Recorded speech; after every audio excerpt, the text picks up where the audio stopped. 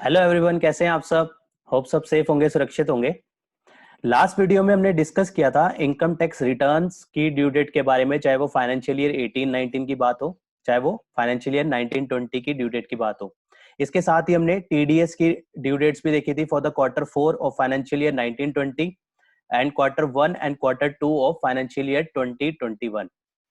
इसी के regarding further इसकी कंटिन्यूएशन में एक नोटिफिकेशन आई है, सीबीडीटी ने इशू करी है 29 जुलाई 2020 को, जो कि फर्दर एक्सटेंशन इसमें दी गई है। तो इसमें इनकम टैक्स रिटर्न में क्या एक्सटेंशन दी गई है, इसमें साथ ही हमें यह ध्यान रखना है कि इससे टैक्स लायबिलिटी में क्या फर्क आएगा। तो आइए देखते हैं कि नोटिफिकेशन में क्या कहा गया है और इससे रिलेटेड रेलेवेंट सेक्शंस क्या क्या कहते हैं। तो इसी के साथ शुरू करते हैं। इसमें कहा है इन exercising power confirm under section subsection 1 of section 3 of taxation and other laws, relaxation of certain provision ordinance 2020, central government hereby make the following amendment in the notification। amendment जो हुई है कौन सी नोटिफिकेशन में हुई है?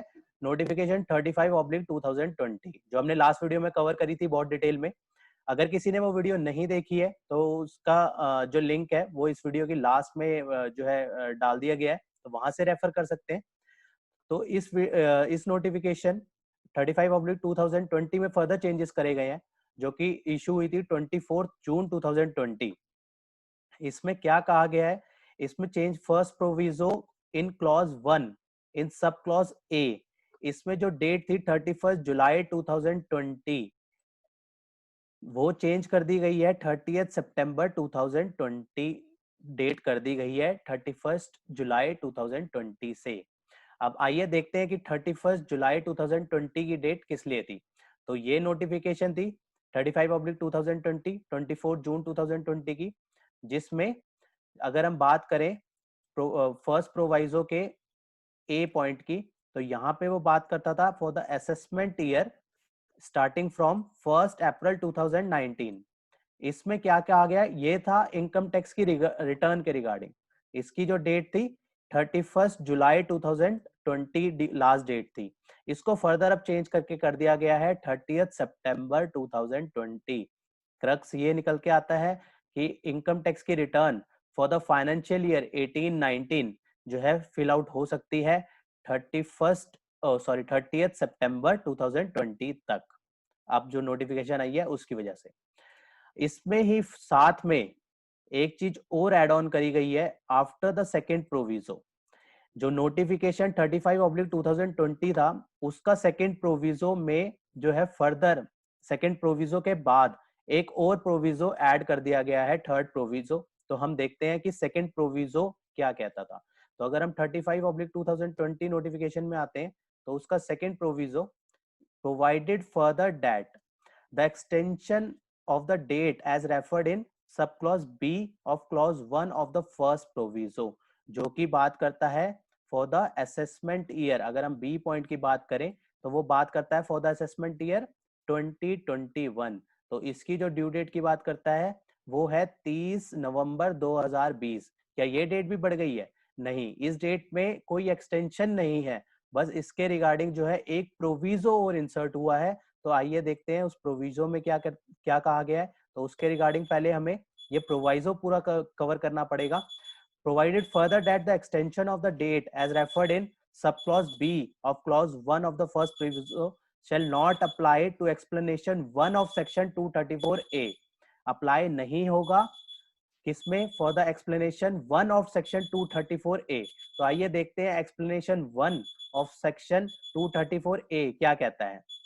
अगर इसको हम रेफर करें तो ये बात करता है interest of the default in furnishing of return of income.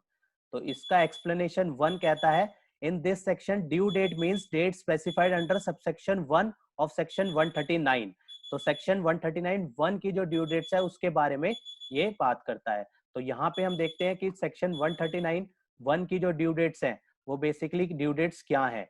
तो वो ड्यू डेट्स बताता है अलग अलग एसएससी की अलग अलग ड्यू डेट स्पेसिफाई करता है। अगर हम बात करें कंपनी की या फिर person whose accounts are audited under this act, या फिर partner of a partnership firms whose accounts are audited, तो उसकी जो है 31 October of the assessment year due date बताता है। इसके अलावा अगर ट्रांसफर प्राइसिंग की का केस है तो उस केस में ड्यू डेट है 30 November of the assessment year. और person other than company referred in the first proviso, तो उस केस में जो ड्यू डेट है 31 October of the assessment year. और इन सब जो ऊपर जो केसेस है इनके अलावा कोई और एसएससी की कैटेगरी होगी तो उसमें 31 July of the assessment year जो है ड्यू डेट है। तो ये बात करता है सेक्शन एक्सप्लेनेशन 1, क्या बात करता है ड्यू डेट के बारे में। ड्यू डेट क्या है वो रेफर करी गई है सेक्शन 139 में। तो आइए फर्दर हम इसमें देखते हैं, फर्दर नोटिफिकेशन में दोबारा आते हैं। तो हमने देखा एक्सप्लेनेशन 1 ऑफ सेक्शन 234 ए जो है क्या कहता है, उसमें जो है ये प्रोविजो अप्लाई नहीं होगा। In case way the amount of the total tax on the total income as reduced by clause 1 to clause 6 of subsection 1 of the said section। तो सेक्शन 234 का जो सबसेक्शन 1 है उसका क्लॉज 1 to 6 जो कि amount compute करता है वो बताता है टैक्स ऑन टोटल इनकम क्या रहेगा। तो आइए इसको भी हम रेफर कर लेते हैं। तो इसमें कहा गया है कि अगर हम बात करें 1 से लेकर 0.6 तक, तो बात ये करता है कि टैक्स जब निकलेगा तो टैक्स जब निकालेंगे तो उस केस में टैक्स में हम क्या क्या एडजस्टमेंट और करेंगे। तो इसके रिगार्डिंग जब टैक्स निकाला जाएगा तो टैक्स में कौन कौन से जो इंटरेस्ट है, इंटरेस्ट निकालने के लिए जब एडवांस टैक्स का डिफॉल्ट होता है तो 234 ए का जो इंटरेस्ट कैलकुलेट करते हैं उसमें टैक्स ऑन टोटल इनकम निकालने के लिए जो टोटल इनकम होगी उसका टैक्स निकालने के बाद तो उसमें से क्या क्या एडजस्टमेंट होगी, उसमें से एडजस्टमेंट होगी एडवांस टैक्स लेस हो जाएगा, टीडीएस लेस हो जाएगा, रिलीफ अंडर सेक्शन 89, 90, 90 ए ये सब लेस हो जाएगा, और सेक्शन 91 की अगर कोई टैक्स कटा है तो वो भी एडजस्ट हो जाएगा। और साथ में 6 पॉइंट कहता है any tax credit allowed to be set off in accordance with provision of section 115 J double A और 115 जे डी, अगर इसमें टैक्स क्रेडिट है तो वो भी एडजस्ट होगा।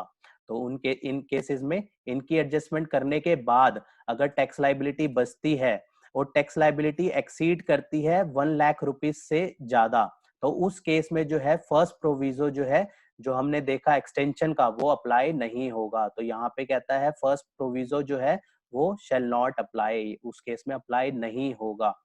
तो इसमें इस प्रोविजो के बाद एक प्रोविजो और इंसर्ट कर दिया गया। तो वो प्रोविजो क्या कहता है, तो ये प्रोविजो इंसर्ट किया गया है नया, provided also date for the purpose of second proviso जिसकी अभी हमने बात करी, in case of a individual resident in India, अगर बात करें individual resident in India referred in subsection 2 of section 207 जो कि बताता है, आइए देखते हैं सेक्शन 207 सबसेक्शन 2 क्या कहता है।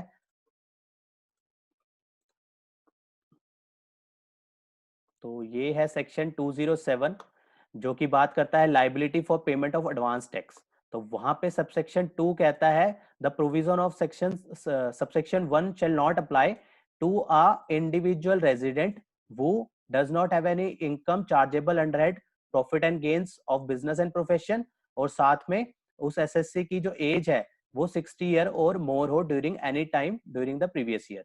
तो अगर ये दोनों कंडीशन सेटिस्फाइड करता है तो उस केस में फर्स्ट प्रोविजो जो है अप्लाई नहीं होगा।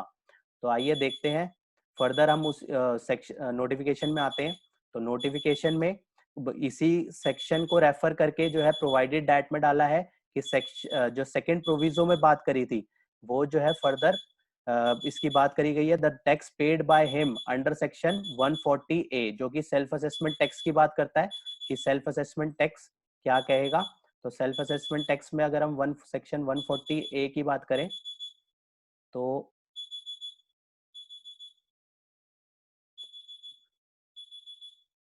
इसी के साथ section 140 A self assessment tax, self assessment tax का सेक्शन यही कहता है कि where the any amount payable on the basis of any return to be furnished on amount of tax any TDS और रिलीफ, ये सारी एडजस्टमेंट होने के बाद जो टैक्स निकालेंगे वो सेल्फ असेसमेंट टैक्स होगा एज पर सेक्शन 140 ए।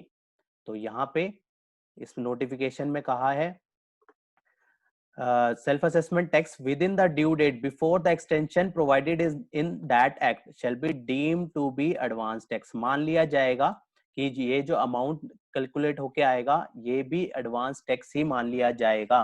तो इसका बेसिकली क्रक्स ओवरऑल अगर हम निकालें, अगर हम नोटिफिकेशन 35/2020 रीड विद नोटिफिकेशन 56/2020 अगर हम बात करते हैं तो इसका क्रक्स क्या निकल के आता है. इन सिंपल क्रक्स क्या आता है, for the individual resident in India. अगर हम इसकी बात करें जो हमने अभी सेक्शन में रेफर भी किया है, जिसकी इनकम पीजीबीपी हेड में नहीं होगी और साथ में जो जिसकी एज 60 ईयर और मोर होगी, hence not required to pay advance tax in accordance with section 207 subsection 2 के एक्सेप्शन में आता है.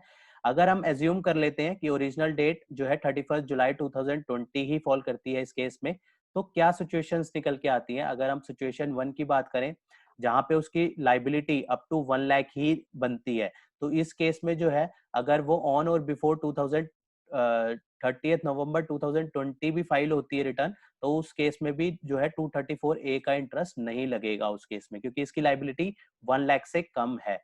अगर इसी केस में जहां पे वो इंडिविजुअल रेजिडेंट जिसकी इनकम पीजीबीपी हेड में नहीं है और जो 60 साल से ज्यादा है, और मान लेते हैं उसकी due date original due date जो है 31 जुलाई 2020 ही है, तो उस केस में अगर उसकी टैक्स लाइबिलिटी मान लेते हैं 1 लाख से ऊपर है, तो उस केस में उसके ऊपर इंटरेस्ट अंडर सेक्शन 234 तो अप्लाई होगा. लेकिन अगर वो जो है सेल्फ असेसमेंट टैक्स पे कर देता है by the original due date 31 July 2020 तक, वो जो है अपना सेल्फ असेसमेंट टैक्स पे कर देता है और अपनी लाइबिलिटी को रिड्यूस कर देता है 1 लाख रुपए से कम, तो उस केस में क्या होगा, जब वो रिटर्न फाइल करेगा 30 नवंबर 2020 से पहले, तो उसका इंटरेस्ट जो है 234A का इंटरेस्ट उसमें नहीं लगेगा. तो इस तरीके से अलग अलग सिचुएशंस जो है निकल के आती हैं अगर हम नोटिफिकेशन 35/2020 में फर्दर इफेक्ट लेते हैं नोटिफिकेशन 56/2020 का. क्योंकि डेट एक्सटेंशन रिटर्न की हुई है, इसमें टैक्स एलिमेंट का क्या इफेक्ट आएगा ये जानना भी बहुत जरूरी था. इसलिए हमने जो है एग्जांपल के थ्रू जो है इफेक्ट लिया कि क्या इफेक्ट आएगा टैक्सेशन में और उसके साथ में इंटरेस्ट अंडर सेक्शन 234A में.